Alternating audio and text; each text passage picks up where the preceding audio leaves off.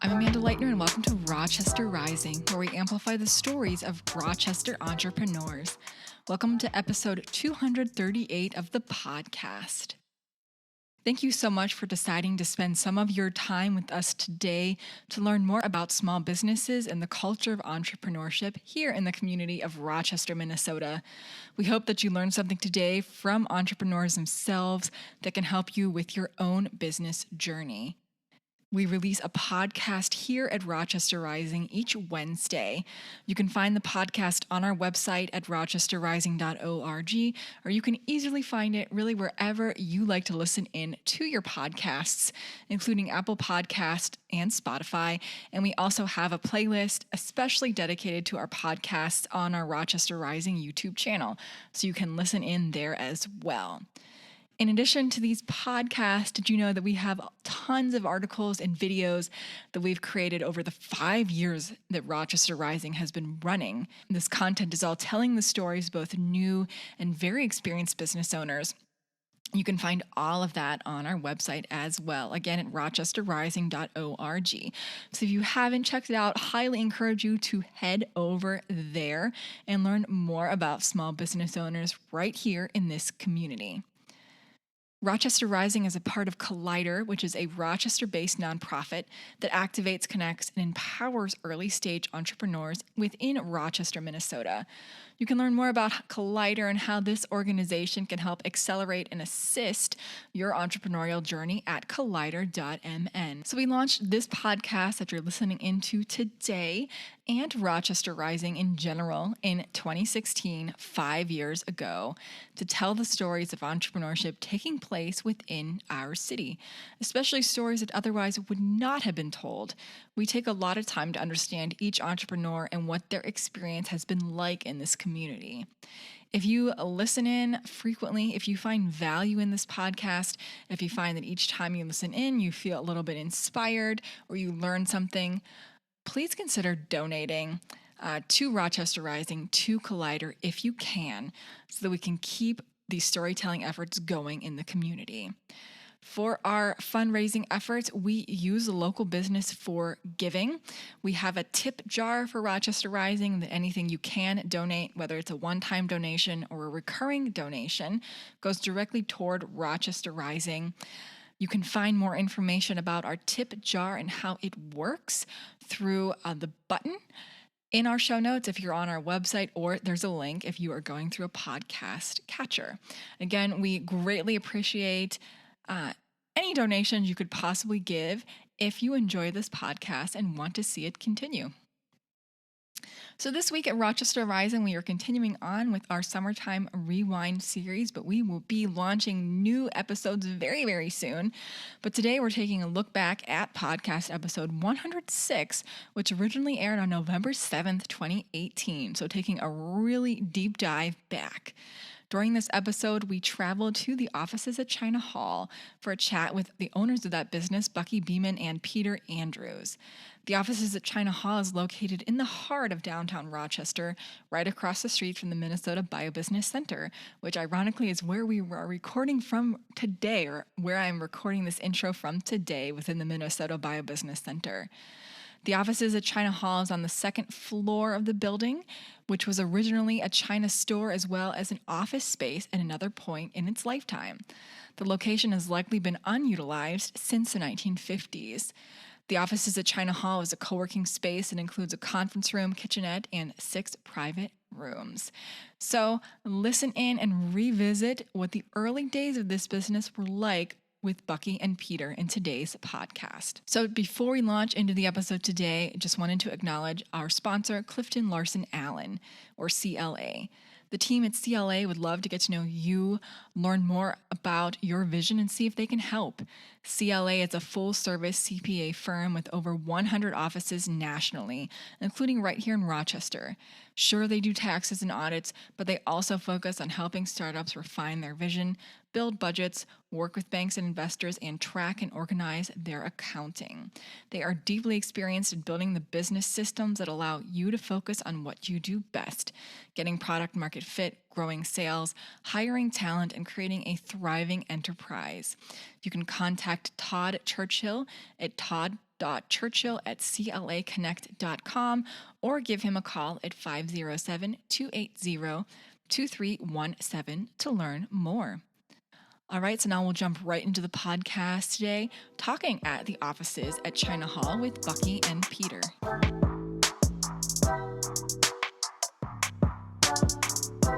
Well, thanks for doing this today. I appreciate it. And I'll just have you guys introduce yourselves to start. I'm Peter Andrews. I'm Bucky Beeman.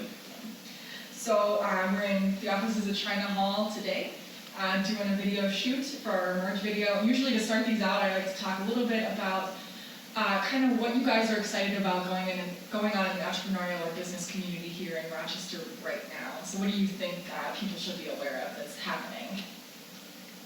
One thing that stands out to me is just what's happening over on North Broadway, where the Castle community is being built with the restaurant.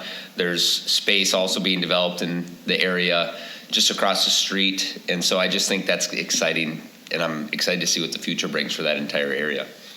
I think, locally with the DMC and everything, and there's a huge opportunity for growth in this town, and a large part of that growth is just people and startups and the places that they'll need for entrepreneurial creativity.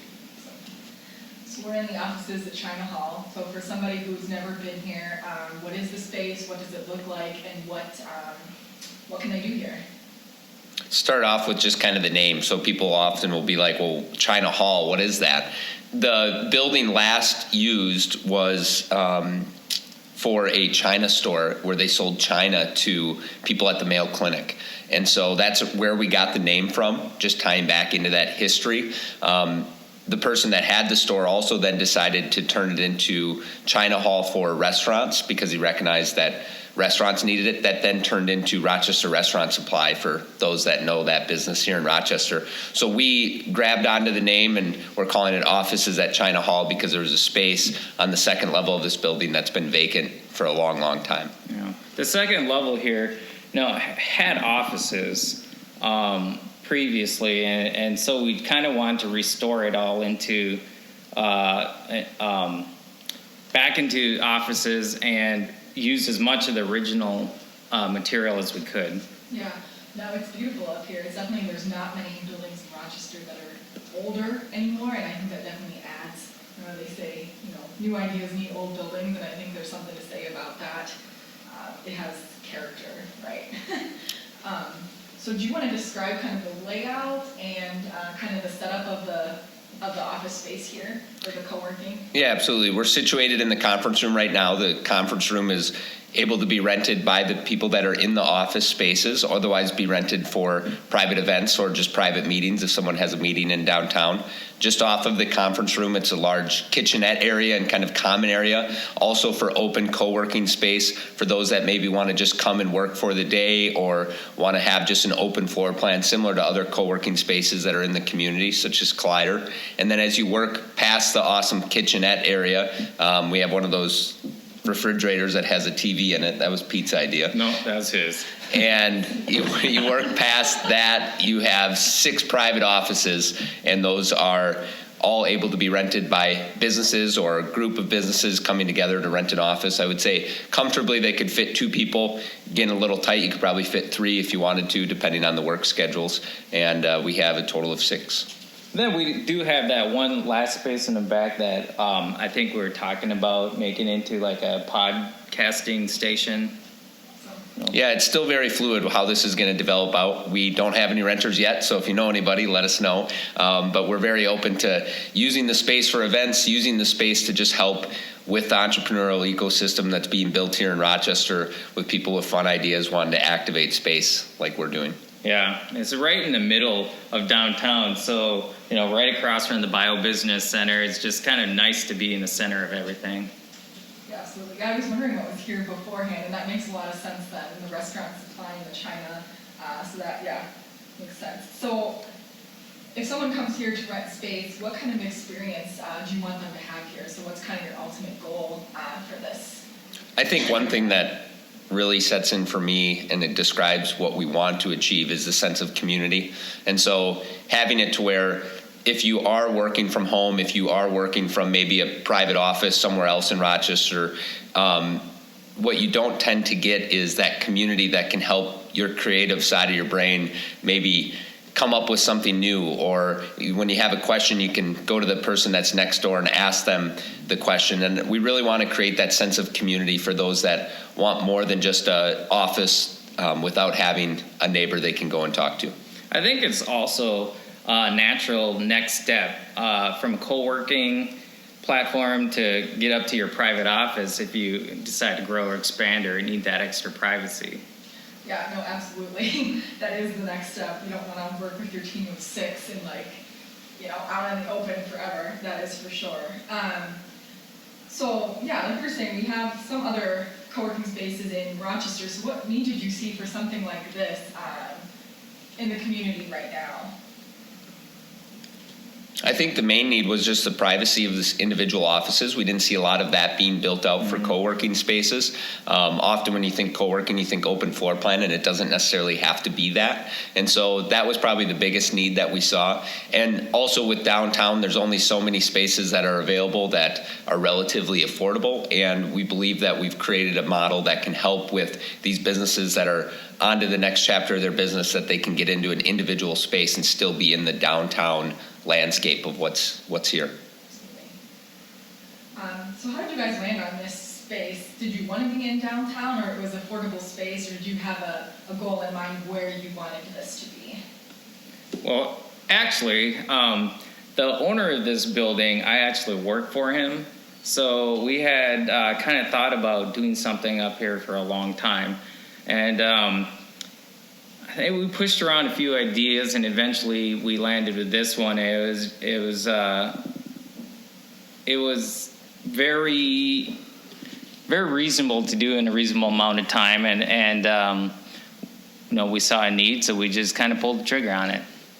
It was a substantial investment in the construction team that helped us. Adam Kramer with Kramer Contracting, Jeff with Plan the Space, who was the architect. We really looked at different uses. One hurdle with this space is that because of where it's located, many of the uses you had to add an elevator in order to change it from anything besides office space. And so we decided to go with the office space and the co-working concept. And we're fortunate to have got such a great team that helped kind of use the existing hardwood floors that were here, use the original trim that's here. A lot of the doors that have been up here for years are still here. And so we were able to tie in the history of the space and make it come to what it is today. Yeah, I think that's the really cool part is you guys really did utilize a lot of, old structure, and it's just so cool. It has a good feel. It's a beautiful space, lots of light, and extremely convenient. Yep. So you're just starting out, but what can people expect from offices at China Hall over the next 6 months or so? What do you want to accomplish? Well, once we get a team in here and people in the offices, I think we'd be really open to any feedback that they might like. Just going to be really fluid and just expand from there. Yeah, I would say expect that people will hopefully within the next 6 months be renting here. And then from there, we're just going to help make it known in the community that small businesses are here in the space, startups are here, and that they're wanting to be a part of the downtown atmosphere. And how can we help tie them into the community as well by being a part of the space. Yeah, no, I think it's absolutely critical to have affordable space for small businesses and entrepreneurs, and that's kind of lacking at the moment. So definitely well needed. Question for you guys, both on an individual level. So what interest did you have in kind of doing something like this? So why were you drawn to create a space like this? Well, I've always been interested in trying to start a business. I've tried and failed a couple times, but at first you fail, try again. I think that's the phrase.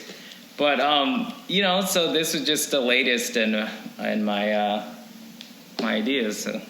Yeah, after brainstorming with Pete all the different things we could do up here, we landed on this one, and I think that what excited me about it is just, one, being able to tie in the history, two, being able to activate a space that has not been used from what we can tell, probably the 50s. And three, we were able to get a building owner that really believed in us and believed in our idea. And so that really helped springboard us into saying, let's make this happen. And so here we sit today. So everybody watching is going to want to call you now. So what's the best way to get in touch with you guys, to learn more about Offices at China Hall and to connect? Well, we have a Facebook page, Offices at China Hall, and then we also have our website, officesatchinahall.com, and then we have our numbers, 507-951-7130 and 507-208-1277. Awesome. So yes, get in touch. Thanks so much for doing this, guys. I appreciate it. Thank you for having us.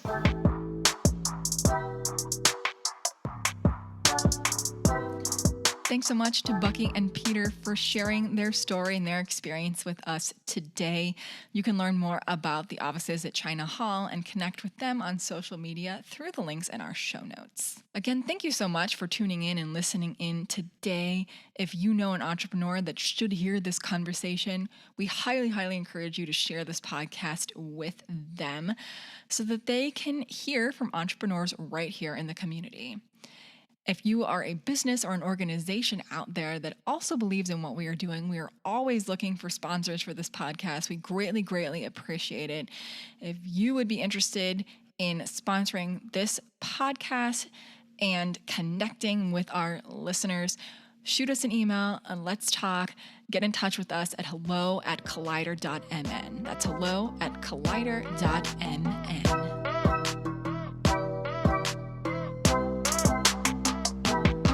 Wrap for us at the podcast today. Thanks so much for joining us for this special summertime rewind episode. If you enjoyed the conversation today, please make sure that you are subscribed. And we'd greatly appreciate it if you rate the podcast wherever you're listening in so that others can find the show and learn more about small business and entrepreneurship taking place in Rochester, Minnesota. We'll see you here next Wednesday with our next podcast episode.